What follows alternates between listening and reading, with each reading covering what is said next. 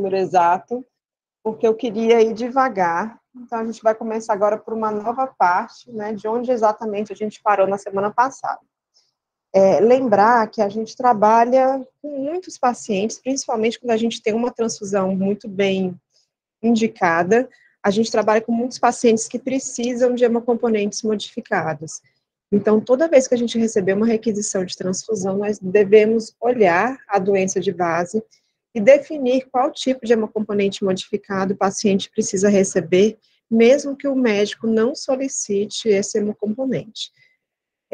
Eu brinco sempre que eu não sei se eu dormi, se eu gazeei, mas eu não me lembro de ter tido uma aula de transfusão na faculdade. Então, apesar de eu ter me formado já há bastante tempo, infelizmente a gente sabe que isso ainda é uma realidade nas escolas de medicina do Brasil. Então, não esperem que o médico saiba mais do que vocês, gente, porque infelizmente a formação médica é deficiente. Então, a gente tem que ter o cuidado pelo médico, já que a gente quer o melhor para o paciente, de, às vezes, definir a necessidade de um componente especial, modificado, mesmo que o médico não solicite. Então, nós temos procedimentos, né, nós temos ITs, e agora a gente transformou até num anexo, que talvez seja mais fácil a gente manusear isso nas agências transfusionais, dos diagnósticos que requerem algum hemocomponente modificado. Depois eu vou passar para a Verônica e para as outras coordenadoras das agências, o novo anexo que foi criado pela imunohematologia para nossa deficiência, que eu acredito que seja uma deficiência de todo mundo, que é a dificuldade de acessar esses diagnósticos na hora de uma rotina muito puxada, né? E foi conversado com a qualidade, definido que deixaríamos como anexo essas necessidades de hemocomponentes especiais, e como uma cópia controlada em cada setor, para que a gente pudesse checar de forma mais simples, mais fácil, na hora que o paciente chega e a nossa rotina é puxada. Depois eu vou mostrar para vocês qual é o número, e cada coordenador vai ter que pedir a qualidade, uma cópia controlada desse anexo que a gente fez recentemente. Lembrando, então, que a gente vai olhar o diagnóstico, vai ver se existe observação para transfusão no SBS, se já existir alguma observação específica, a gente vai seguir, e se por um acaso o paciente não tiver observação para transfusão, e vocês virem pelo diagnóstico que ele tem necessidade de algum componente especial, nós vamos pedir, por favor, que sempre acrescentem na observação para transfusão. Por quê? Por que isso?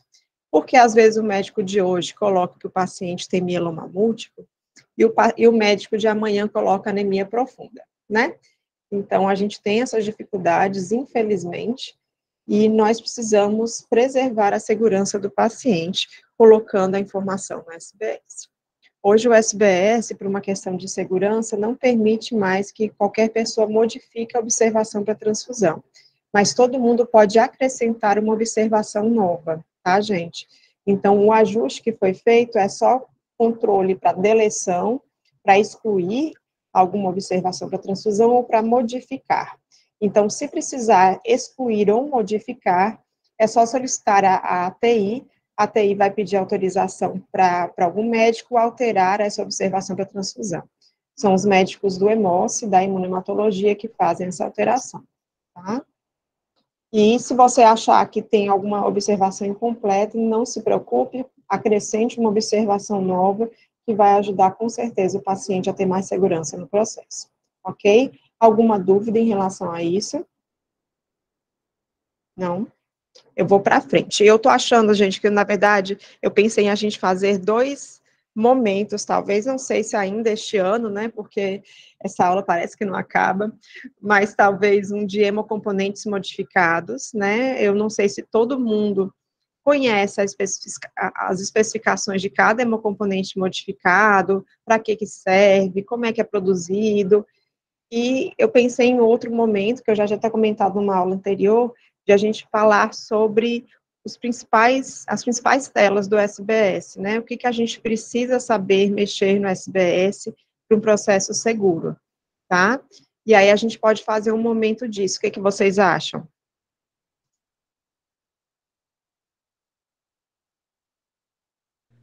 Silêncio. Excelente, excelente. Obrigada, Mas vamos, Frank. vamos responder, né? Ó, o Wagner de Paulo também colocou aqui excelente, viu, aqui no chat. Pronto. Aí a gente pode fazer isso em algum momento mais para frente. Vamos ver se ainda neste ano, se eu conseguir algum dia terminar essa aula, ou ano que vem a gente organiza. Tá bom?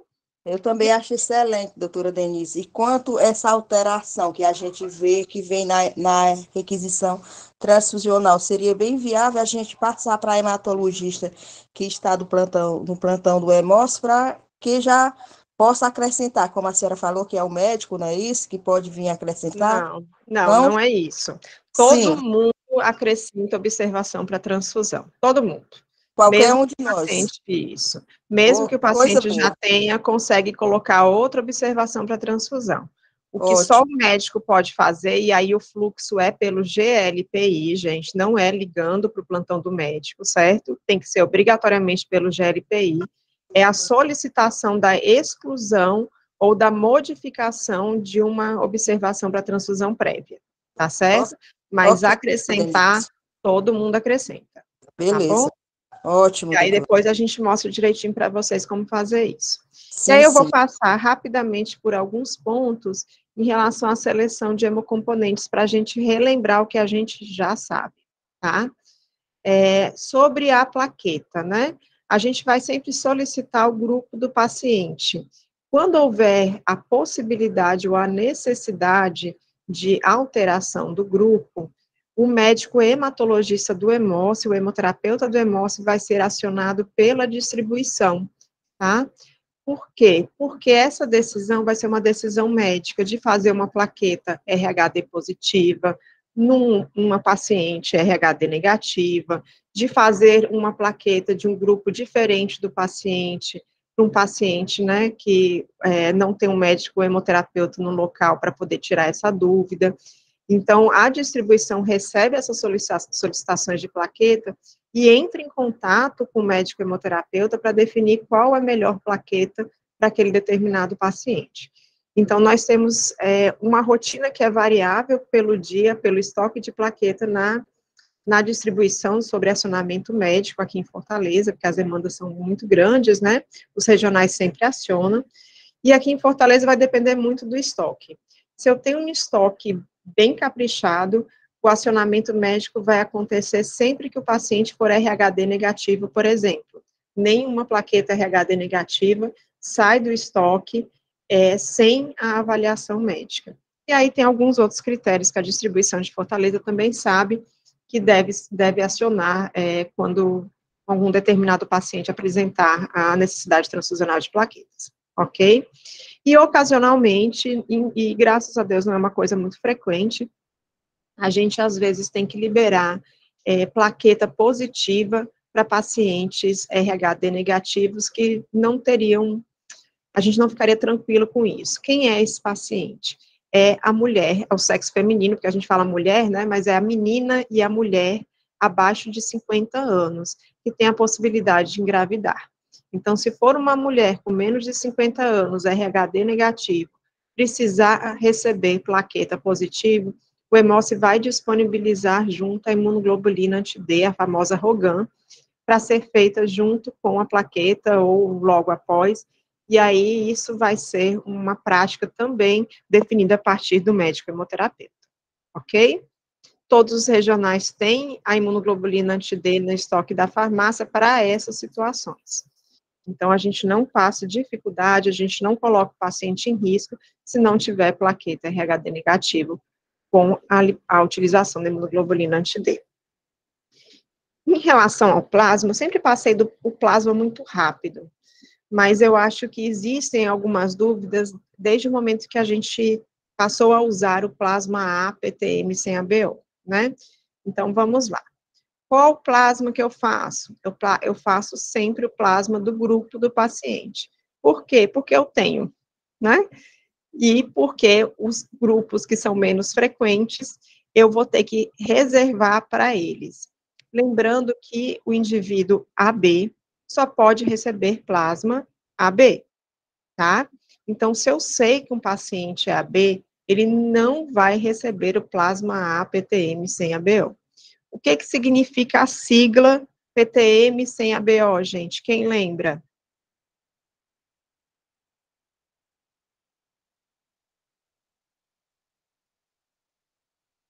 Ninguém lembra? Procedimento de transfusão maciça. Tem a tipagem ABO, isso mesmo. Então, se eu não sei a tipagem ABO, eu uso esse plasma, tá?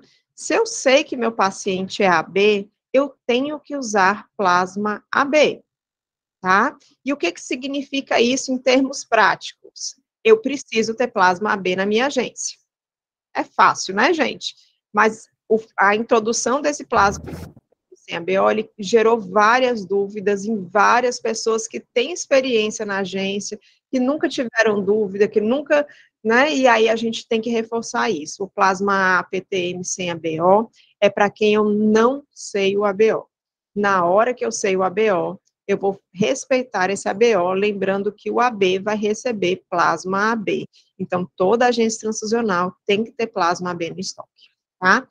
Ah, o plasma B é o plasma universal, né? Aquele plasma que eu posso usar para todo mundo, mas eu não vou usar para todo mundo, por conta daquela máxima da hemoterapia, né? Eu transfundo o meu paciente de hoje, pensando no meu paciente de amanhã. Se eu passar a usar plasma AB para todo mundo, o paciente AB vai ficar sem plasma. Então, nem pensar a gente usar plasma B para todo mundo. Então, plasma B é reservado apenas para pacientes AB e para crianças, numa transfusão de emergência, que eu não tenho ainda a tipagem, eu vou fazer plasma AB, tá? Lembrando que é a exceção, né? Quantas vezes chega uma criança numa transfusão de emergência, o sangramento grave, que eu não consigo coletar a amostra? É a exceção da exceção, tá? Então, o plasma B é para pacientes AB e para crianças AB que eu não consegui, para crianças que eu não consegui definir o ABO numa transfusão de emergência, tá certo? Se o paciente é AB, qual é o plasma que eu uso, gente? AB. Muito bem, tá? Eu queria que vocês saíssem dessa aula sem dúvida nenhuma em relação a isso, tá bom? Eu acredito que tudo certo, né? E lembrando uma coisa muito importante sobre plasma, esqueçam o RH. Doutora Luciana está para fazer uma campanha para proibir que o ISBT deixe a gente colocar o RH na plasma e no crio precipitado. Por que quer proibir? Porque as pessoas querem olhar para o RH. Ah, é um paciente RH negativo, só pode receber plasma ou crio RH negativo. Esqueçam isso, gente. Não tem nenhum risco de desenvolvimento de anticorpo no plasma, certo? A partir da transfusão de plasma. Então, plasma, a gente seleciona pelo ABO, esquece o RH, ok? Nada de separar plasma no freezer de vocês pelo RH, certo? Então, plasma, olhem o ABO e esqueçam o restante. Tá certo? Alguma dúvida de plasma? Ai, mas eu não tenho plasma O, ou não, ou uma situação que talvez seja mais frequente do que eu não tenho plasma O. Ah, eu descongelei um plasma para um paciente que acabou não usando. Chegou um paciente O aqui, posso usar? Pode, né? Então, o O é o receptor universal do plasma, né? E o plasma AB pode ir para todo mundo, o plasma A pode ir para o A e para o O, e o plasma O, B para o B e para o O, certo? Ok? Ah, estou com alguma dúvida, consulta o plantão. Não se aperreie, não. Tem um plantão de hemoterapeuta para isso, para tirar as dúvidas, sem vocês precisarem ficar angustiados. Tá certo?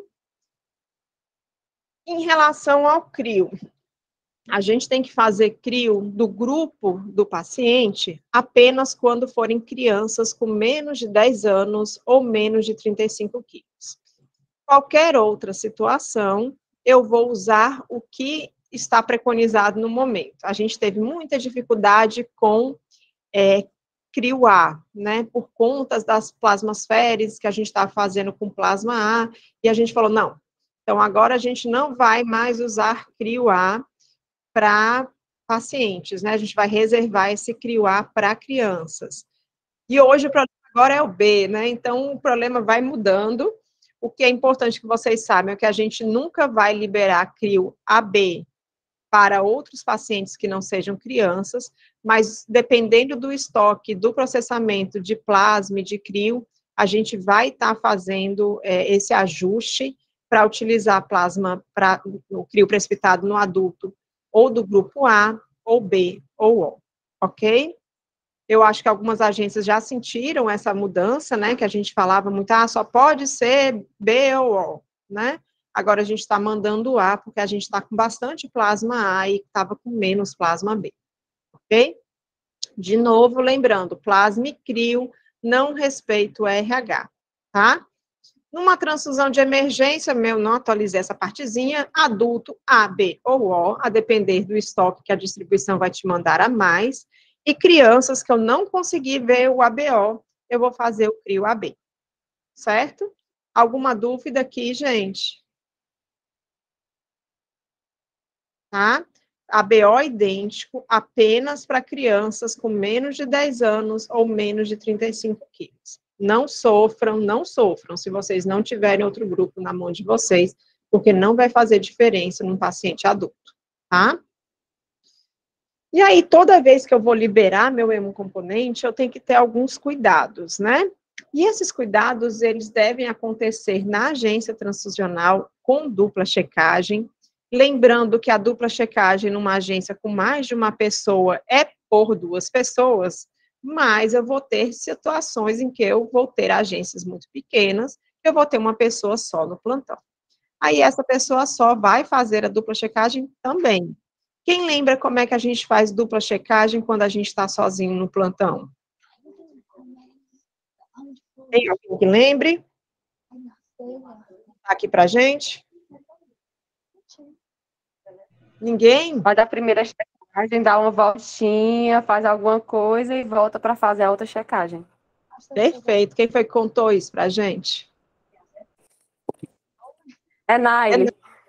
Muito bem, Enaile.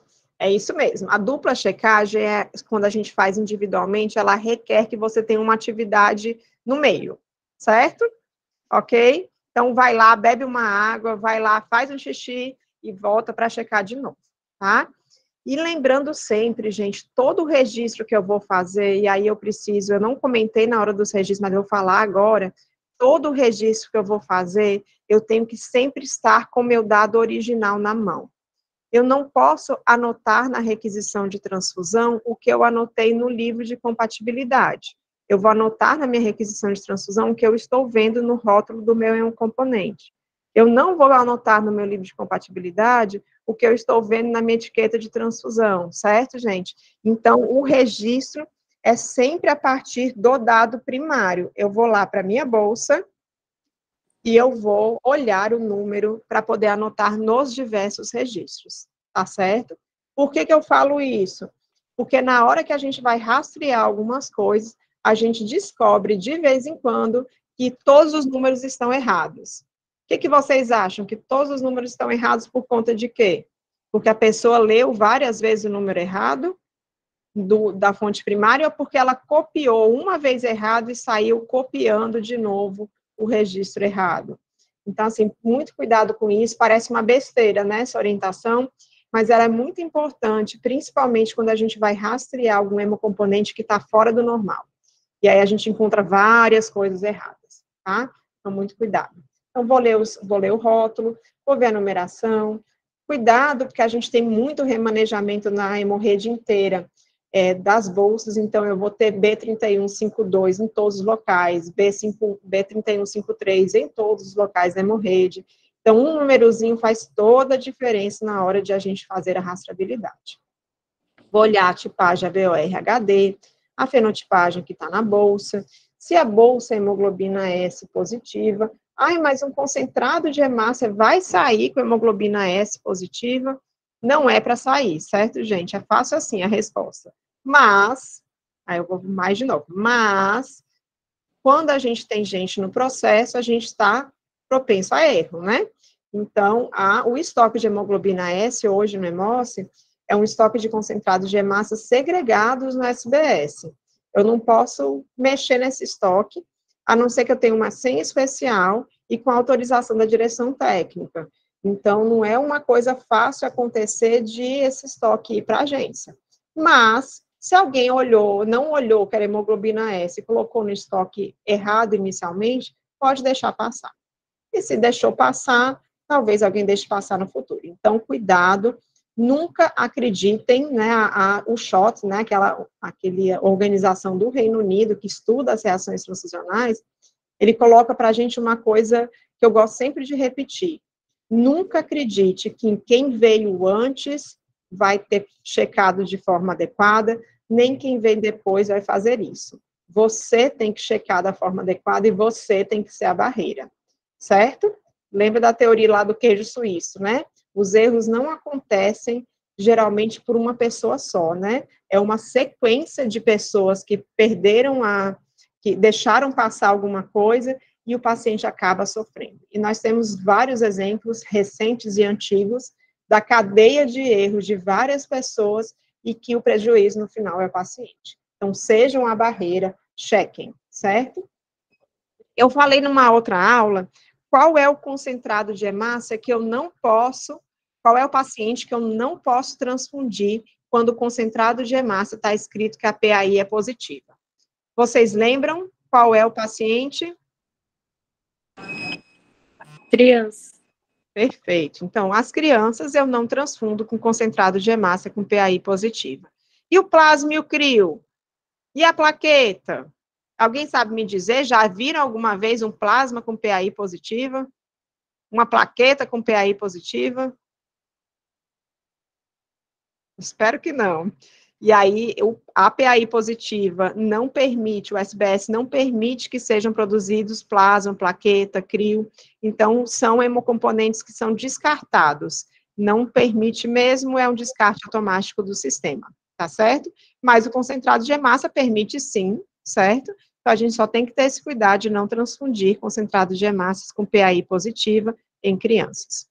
E a validade, nós tivemos, e não foi uma vez apenas, erros relacionados à dispensação, à liberação de hemocomponentes com validade errada, certo? Então, muito cuidado com essa validade, porque a gente tem produtos que têm validades diferentes, agora a gente tem a plaqueta com validade às 7 horas da manhã, nós temos os hemocomponentes lavados com validades de minutos, né, diferentes ao longo do dia, então cuidado com a validade para você poder liberar o hemocomponente.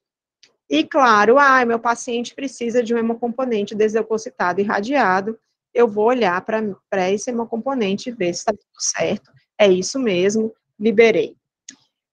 Mas tivemos alguns erros recentes. Eu estou acostumado de receber só plaqueta irradiada. Aí a plaqueta não foi irradiada. E ninguém viu, né? Então, gente, cuidado com isso. Não acreditem que quem veio antes fez tudo direitinho. E nem quem vem depois vai fazer tudo direitinho. Então, olhem para o hemocomponente, busquem se a informação que o paciente precisa lá na observação para transfusão, na requisição de transfusão, está contemplada ali no rótulo, tá? Lembrando que a lavagem muda a validade dos hemocomponentes, então a hemácia passa a ter 24 horas de validade e a plaqueta apenas 4 horas, então a gente tem que ter cuidado em relação a isso. E, claro, olhar sempre, fazer sempre a inspeção visual. Toda a agência transfusional recebeu aquela coisinha para a gente comparar a inspeção visual com o hemocomponente que a gente está recebendo, para não ter perigo a gente liberar um hemocomponente que vai estar inadequado à inspeção visual. E a plaqueta tem um detalhezinho a mais na inspeção visual, que é o swirling, aquela nuvem perolada quando a gente agita contra a luz, que tem que ser avaliado na plaqueta, tá? Então, o swirling é obrigatório em cada ponto de liberação do hemocomponente e de recebimento, né? Se eu recebi da distribuição uma plaqueta, eu tenho que checar se aquela plaqueta que a distribuição me mandou tem swirling. Se ela não tiver swirling, significa que é uma plaqueta inadequada para uso, tá, gente? A plaqueta não está funcionando ali dentro. Então, devolve para a distribuição e pede outra plaqueta. Todo mundo aqui sabe fazer o swirling, avaliar o swirling da plaqueta. Se não souber, por favor, a gente tem que avisar para a gente fazer um treinamentozinho. A gente está fazendo aqueles treinamentos anuais, né, para as agências. Então, se acontecer de vocês não souberem, pede assim, deixa eu ver de novo o Swirling, que é uma coisa que a gente tem mostrado aqui também. E sempre a gente vai checar, conferir, identificar, verificar e nunca liberar hemocomponentes se existir qualquer dúvida ou discrepância. Tem um número diferente na etiqueta de transfusão. O que eu faço? Faço tudo de novo, gente, certo? Eu não posso acreditar que aquele número diferente que um colega anotou está adequado, o hemocomponente está adequado para o paciente que ele está colocando. Então, gente, por favor, cuidado nos registros, mas também cuidado para não aceitar que um número diferente foi simplesmente um erro de registro. Nós temos que fazer tudo de novo para poder ter uma transfusão com segurança, ok? Muito cuidado. Então, preencha a etiqueta de transfusão olhando para o hemocomponente. Registre no livro de compatibilidade olhando para o hemocomponente. Realiza a dupla checagem no SBS, na requisição de transfusão, no livro, no rótulo, na etiqueta de transfusão e guarda o segmento do concentrado de hemácia identificado. Eu devo guardar esse segmento por quanto tempo, gente? 10 dias. Maravilha, 10 dias para a gente poder ter esse hemocomponente lá, para quando a gente precisar estudar para uma reação. E aí eu liberei, né, porque a minha enfermeira falou assim, não, tá tudo certo, eu quero o meu concentrado de hemácia. E aí, quando você vai entregar para a enfermeira lá na enfermaria, aí 10 minutos depois a enfermeira liga, ei, o paciente está com febre, oi, perdeu o acesso. O que a gente faz? Pega esse hemocomponente o mais rápido possível. Eu posso pegar depois? Não, não pode. Por quê? Por conta da regra dos 30 minutos. Se eu buscar esse hemocomponente, reincorporar esse hemocomponente na conservadora com menos de 30 minutos, eu posso simplesmente olhar para ele, inspeção visual ok, reintegra ao estoque. Mais de 30 minutos, vai para o lixo, vai para descarte. Então, não tem sentido a gente descartar um hemocomponente porque agora eu não quero ir buscar, né, gente? Então, eu posso reintegrar, sim, depois que eu liberei para a enfermaria, contanto que eu faça inspeção visual e que seja tudo ok e que seja em menos de 30 minutos. Uma coisa muito importante, saiu da porta da agência, eu tenho que fazer o quê? A saída. Entrou na porta da agência, eu tenho que fazer o quê? Da entrada. Muito bem. Muito bem. A rastreabilidade é isso. Saiu da porta da agência, dou saída. Entrou na porta da agência, dou entrada. Certo, gente? Não podemos deixar para depois. Eu sou uma pessoa com dedo podre de auditor. Vocês sabem disso? Né? Dizem que o auditor tem dedo podre, né? Eu tenho dedo podre de auditor, porque tudo que eu vou olhar tem alguma coisinha ali fora do padrão.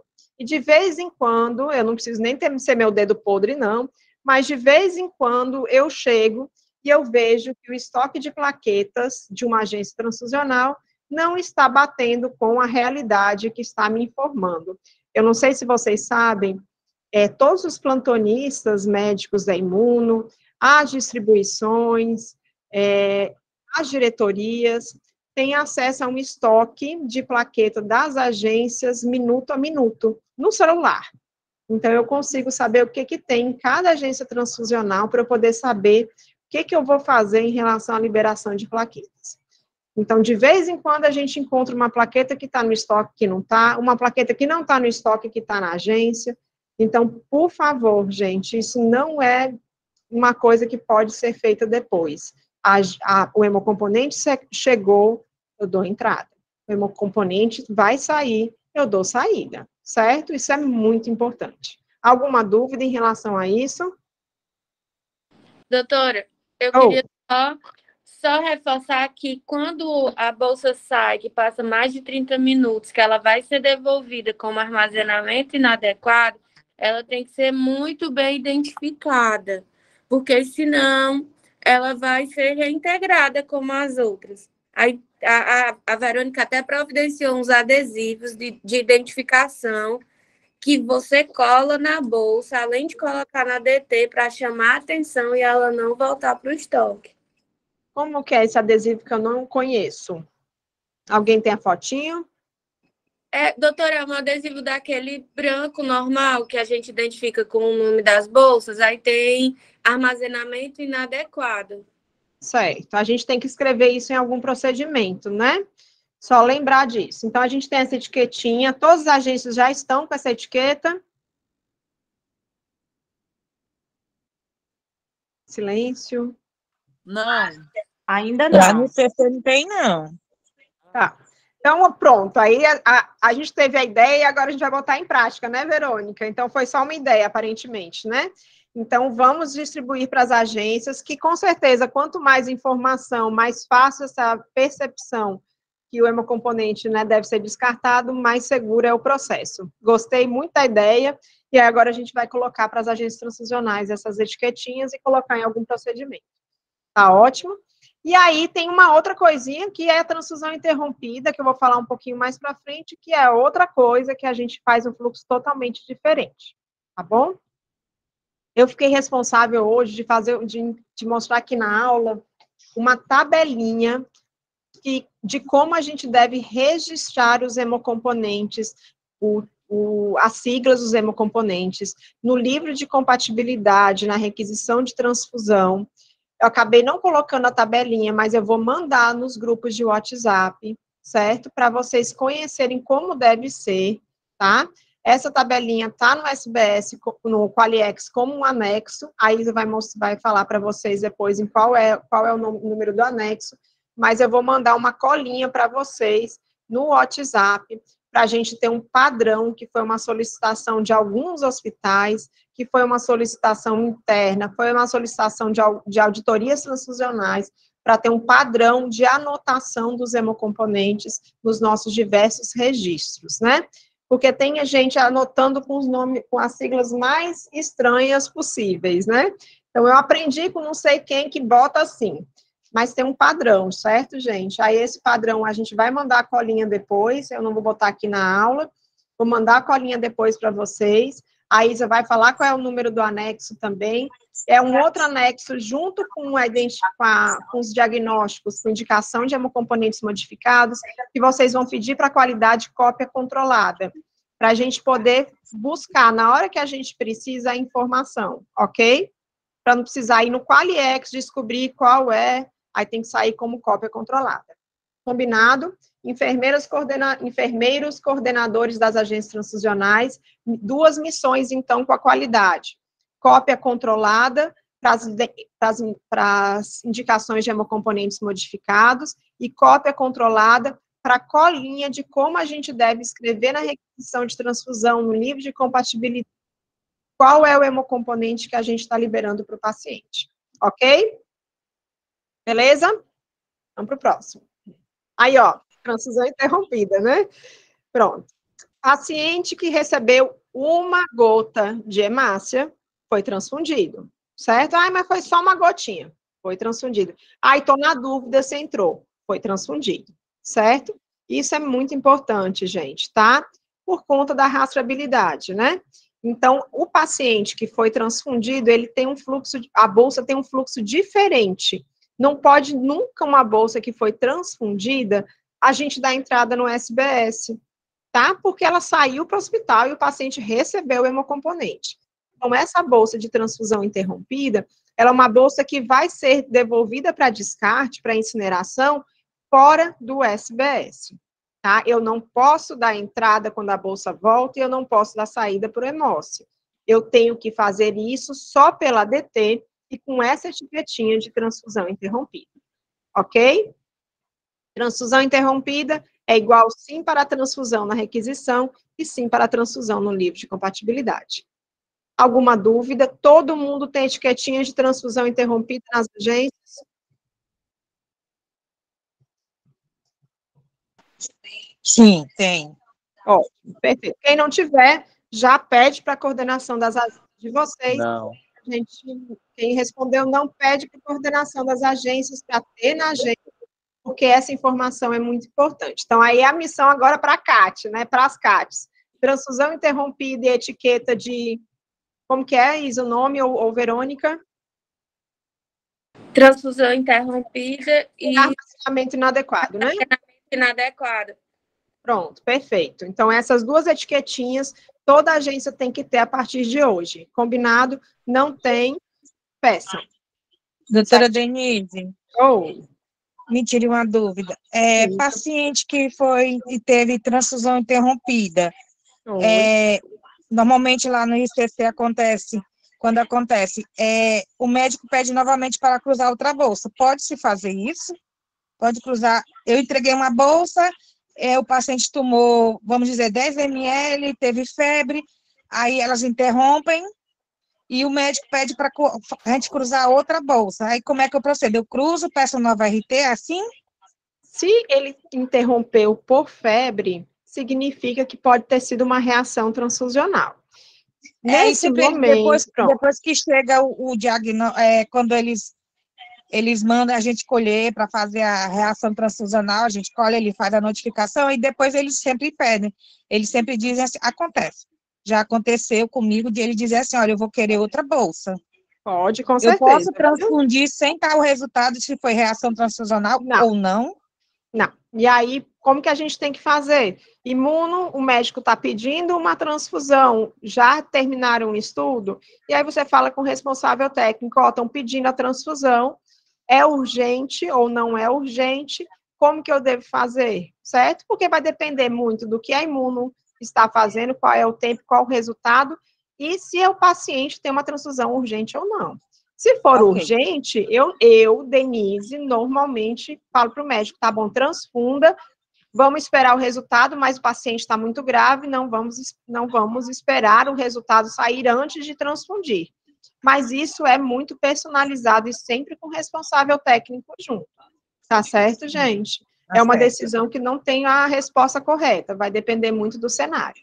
Tá? Tá bom, entendido. Então, eu ligo para a imuno, se eles começarem a dizer, o paciente está grave, não sei o quê, vou ligar para a imuno, saber como anda o resultado do exame, aí sim eu cruzo, não é isso? Isso, a imuno fala, ó, tá tudo negativo, aí você fala assim, não, então eu vou seguir o fluxo normal. Se a imuno responder, não recebi a amostra, ainda estou fazendo, aí você vai tentar descobrir com o médico hemoterapeuta ou o RT de dia, ou pode ser o plantão da imunemato nos momentos não úteis, né, noite, feriado, fim de semana, se vale a pena ou não transfundir, a gente vai pedir para conversar com o médico assistente se dá para guardar ou não, tá bom?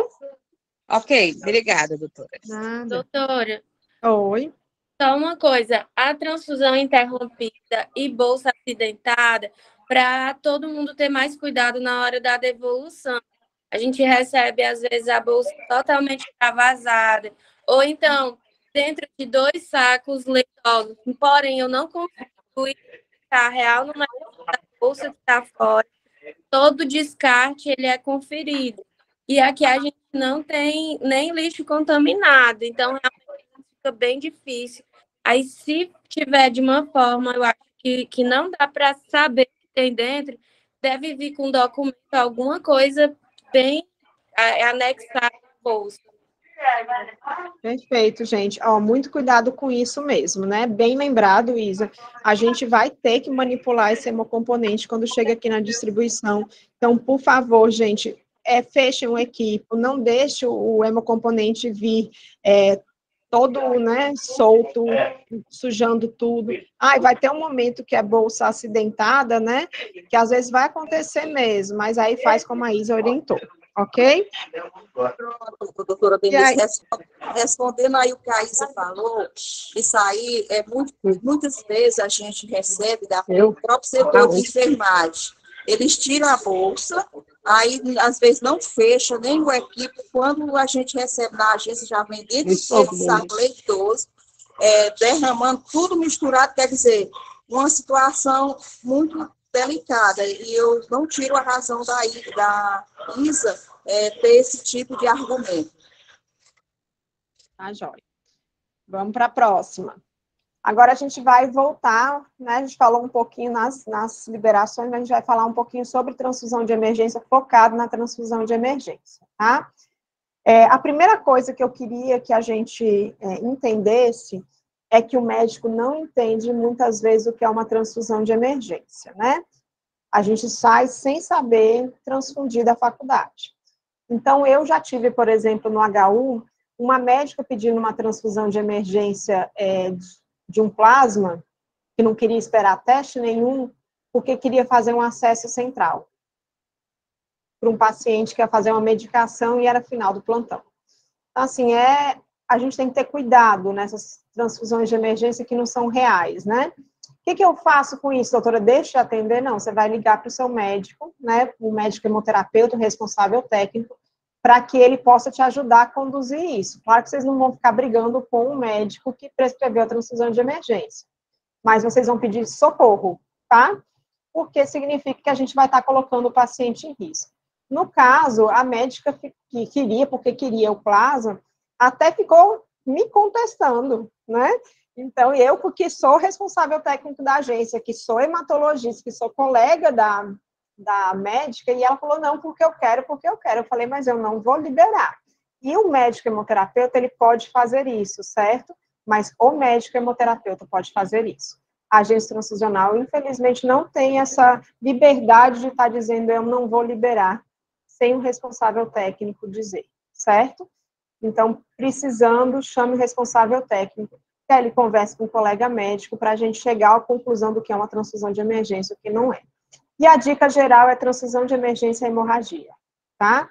Todo o restante, geralmente não é emergência, é urgência, tá? Mas o sangramento grave vai, muitas vezes, configurar uma transfusão de emergência. E a portaria é muito clara, né? Condições para a transfusão de emergência. Peguei o texto igualzinho da portaria.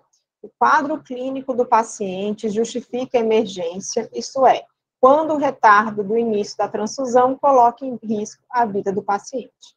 O médico também precisa assinar a declaração de responsabilidade médica para transfusões em situações especiais, que a gente tem na requisição de transfusão no rodapé, no qual o médico afirma expressamente o conhecimento do risco e concorda com a transfusão. Ah, mas o médico está ligando, está dizendo que é emergência, mas não assinou. Vocês vão falar assim, doutor, é emergência, tá certo, não assinou, o senhor vai assinar depois? Ok, vou liberar. Gente, não esperem o papel para tomar uma decisão, certo? Se alguém sinalizou que é emergência, e você tem certeza que depois a assinatura vai vir, porque realmente é uma emergência, né? Ninguém vai falar, não vou transfundir, e é uma emergência, não vou assinar, mas é uma emergência, liberem com uma emergência e depois resolve. Ah, como eu posso fazer isso? A portaria fala que eu preciso ter uma requisição de transfusão. Você pode fazer isso, né? Isso é um protocolo interno validado pelo comitê transfusional. Ah, mas o comitê transfusional ainda não discutiu isso. Então, chame uma reunião extraordinária e discutam, porque a gente precisa que alguém no telefone avise a gente que é uma transfusão de emergência e que a gente possa liberar essa transfusão de emergência de forma adequada. Qualquer atraso numa hemorragia grave, numa transfusão de emergência, pode significar o óbito de um paciente. Então, nós precisamos ter esse respaldo para atender a solicitação até mesmo por telefone. Todo mundo entendeu isso? A gente precisa poder transfundir rapidamente quando for uma situação emergencial, certo? A portaria fala que eu preciso ter requisição de transfusão, mas eu posso receber a requisição de transfusão depois, tá? É a mesma coisa numa parada cardiorrespiratória. Quem aqui já atendeu ou já viu um paciente parado? Imagina se a adrenalina só pudesse ser feita depois que o médico prescreveu, assinou e carimbou. O que ia acontecer, gente? O que vocês acham? O paciente ia morrer, 100% das paradas. É a mesma situação. Eu preciso atender rapidamente o paciente, porque se a transfusão atrasar, o paciente vai morrer. E essa autorização, ela pode ser feita de forma verbal, contanto que o comitê transfusional fale para você que é isso mesmo, a política do hospital, no protocolo de emergência, transfusão de emergência, a solicitação pode ser verbal e depois vem a requisição de transfusão. Tá certo? A requisição de transfusão veio sem os exames. Eu posso atender? Não é obrigatório o exame, gente. Se eu vou fazer CH, eu preciso de hemoglobina ou hematócrito. Se eu for fazer plasma, precisa TAP ou TTPA, não é assim que eu falei na primeira aula. E agora, a requisição de transfusão chegou, é uma emergência e veio sem os exames. O que a gente faz? Atende. Atende. E atende assim com gosto, meu povo. Atende. Principalmente que esse paciente provavelmente não vai ter coletado exame. Se coletou exame, o exame não vai estar pronto. Então, numa transfusão de emergência, esqueçam os exames. Ah, o médico não botou nada, ok. Ah, o médico botou 0, ok. A gente simplesmente tem que entender que essa solicitação, ela tem que ser atendida imediatamente, certo? Combinado? E aí o médico vai assinar ali embaixo, autorizando a transfusão antes da conclusão das provas transfusionais, em virtude da situação clínica do paciente, ok? Vou colher a amostra assim que possível. Por quê? Porque às vezes precisa transfundir um horror, e aí eu não consigo mais nem ter segurança de qual grupo sanguíneo do paciente. Às vezes a transfusão de emergência chega, mas a amostra já está na nossa mão.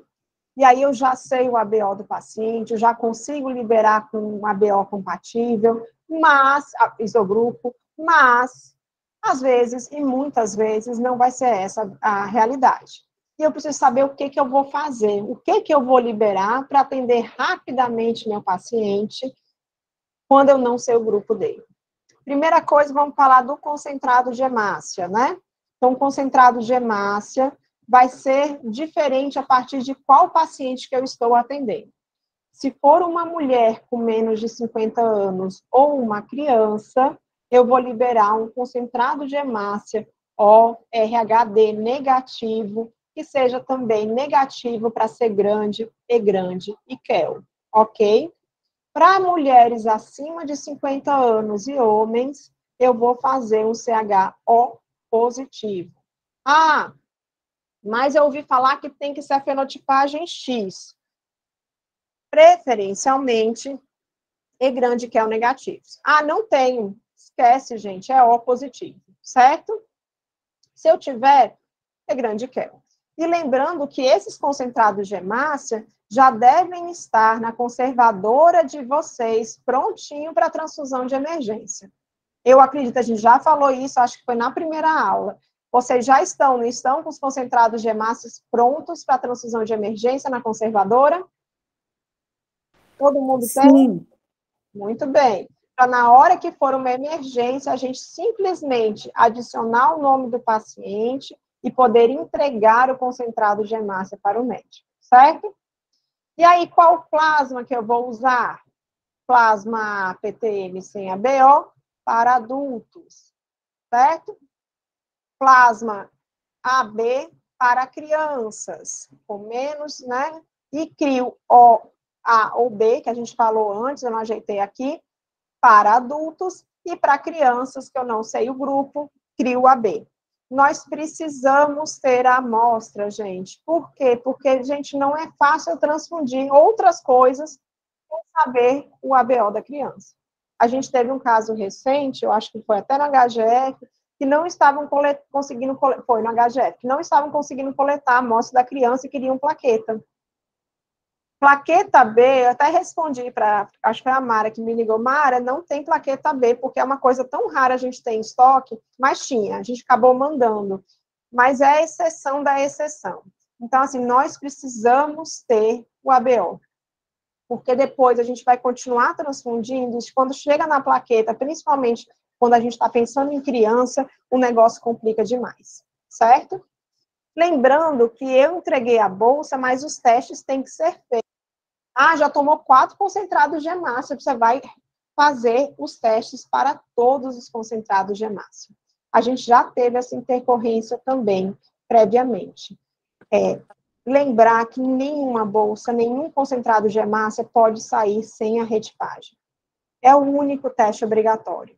Hoje, que toda agência transfusional já está com os concentrados de hemácia para emergência separadinhos, a retipagem já foi feita junto com o FUMB direto, não foi, gente? Beleza, tá lá separadinho. Mas na hora que eu não tenho esse concentrado de hemácia, porque já usou tudo, não consegui fazer, eu vou retipar o concentrado de hemácia. que é o único teste que eu preciso fazer, obrigatoriamente, antes de liberar esse concentrado de hemácia para o paciente, ok? Qual o único teste que eu tenho que fazer obrigatoriamente numa transfusão de emergência? Antes de liberar a bolsa, gente. O médico está pedindo, o paciente vai morrer. O que eu tenho que fazer antes de liberar? Retipar a bolsa. Retipar a bolsa. Retipar a bolsa, retipar a bolsa. Bolsa pode sair sem retipar? Nunca. Certo? Não. Nunca. Não existe essa opção. É a outra regra 100% da vida. São raras. A primeira PAI positiva sempre significa mandar para estudo, né? Na amostra atual. E essa outra regra que não tem exceção é obrigatoriamente, 100% das vezes, toda vez que eu for liberar uma bolsa numa transfusão, a retipagem é o único teste que vai ser obrigatório, inclusive, numa transfusão de emergência. Claro que é mais fácil eu ter a bolsa retipada antes, já separadinha, não é, gente? Mas se eu não tiver me preparado para uma transfusão de emergência, com bolsa já retipada, com direto feito, eu vou retipar antes de liberar. E o Cumbis direto? Esqueçam, já foi. O que a gente precisava do Cumbis direto era naquela separação prévia, antes de a gente precisar da emergência. Na hora que eu precisei retipar, na hora da liberação, esqueçam o Cumbis direto, vocês não precisam mais fazer. Ok, gente? Doutora Denise, volta só o slide anterior para eu ver uma coisa, porque eu vi aí escrito CRIO OIA. Isso, Cris. Lembra que eu acabei de comentar que, na verdade, isso não é o que a gente está usando hoje. Para adulto é OA ou B, porque eu não atualizei aqui, tá? Ok? Isso vai depender de quanto o processamento pode produzir de cada grupo e de quanta distribuição vai ter, certo? O, A ou B. É porque ficou erradinho aqui, certo? Mas vai depender tá certo. enfoque, tá bom? Lembrando que para crianças é CRIO AB quando eu não sei o ABO, ok? Vou estar fazendo os testes, né? Vou fazer todos os testes, vou fazer PAI, vou fazer a prova cruzada em cartela, vou fazer a prova cruzada em tubo, e aí deu algum problema. O que a gente faz? Liga imediatamente para o médico. Porque, às vezes, o paciente estabilizou e está no meio da transfusão. Aí o paciente estabilizou, melhor suspender, às vezes, essa transfusão do que ele tomar uma bolsa inteira e dar problema depois, né? Então, imediatamente, contato com o médico, deu problema, vamos lá, certo? Que aí a gente vai decidir o que a gente vai fazer, o médico hemoterapeuta, o responsável técnico, junto com o médico assistente. Vamos, de novo, lembrar o que a gente precisa fazer para deixar nossos concentrados de hemácias guardadinhos para emergência. Então, vou deixar 2 concentrados de hemácias preparados de cada grupo, do O positivo e do O negativo. 2 O positivo, 2 O negativo. Ah, mas eu trabalho na maternidade escola, eu só tenho O negativo. Nós na MEAC só temos O negativo, porque a gente só trabalha com mulher em idade fértil. Então, como as nossas mulheres que sangram são as mulheres em idade fértil que só tomam O negativo, eu não preciso ter a O positivo lá. Mas no H1, nós temos 2 O positivo e 2 O negativo.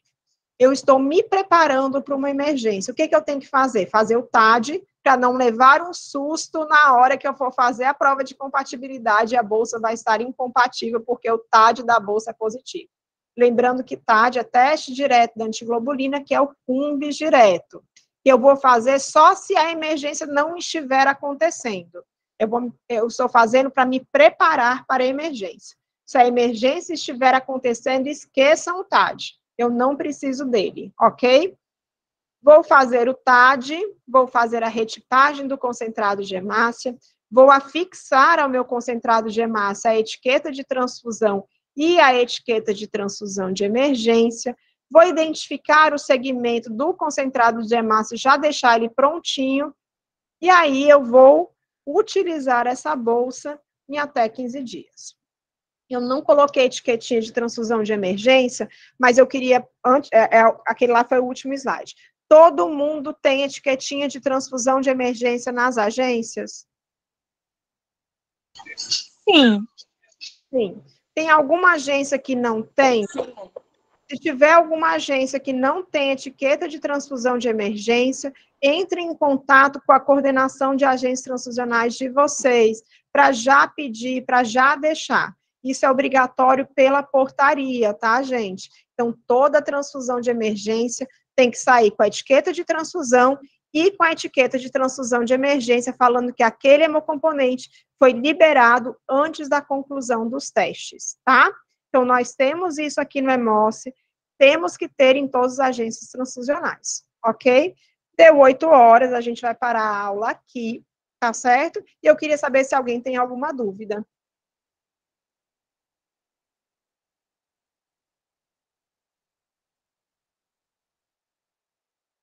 Cris, alguma dúvida?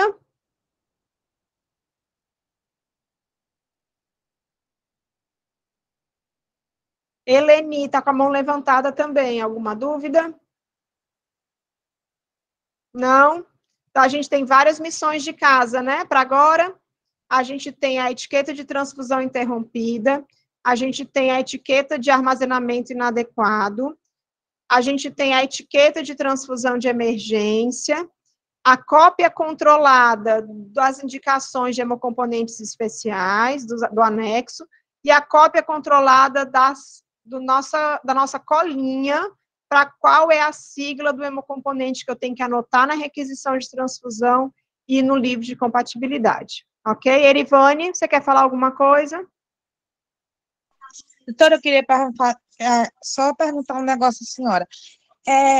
Como eu vou para várias agências, então, assim, eu queria saber, as siglas dos sangues mudaram porque a gente fazia CHF. Aí eu estou indo para a Unimed Sul e percebi que lá é CHD.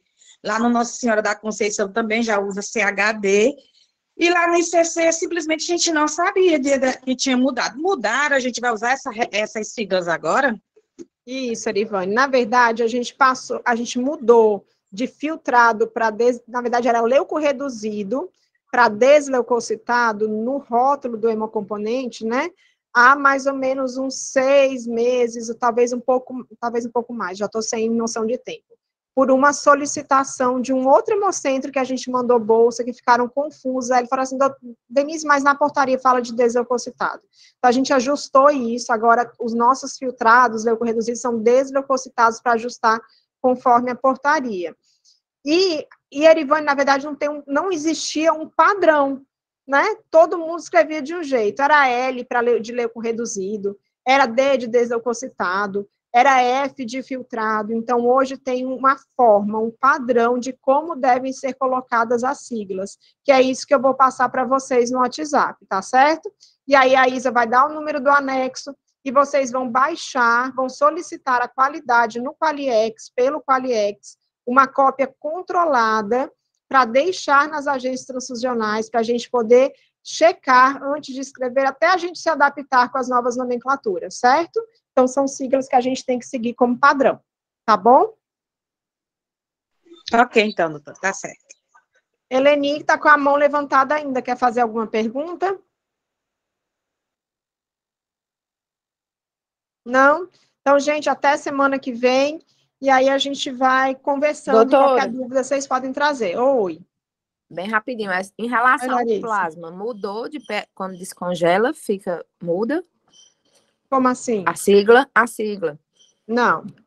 É PFC Viu? mesmo, né? Isso. Tá certo? Então, tá bom. Gente, até semana que vem, viu? Tragam suas dúvidas e aí a próxima sexta a gente conversa.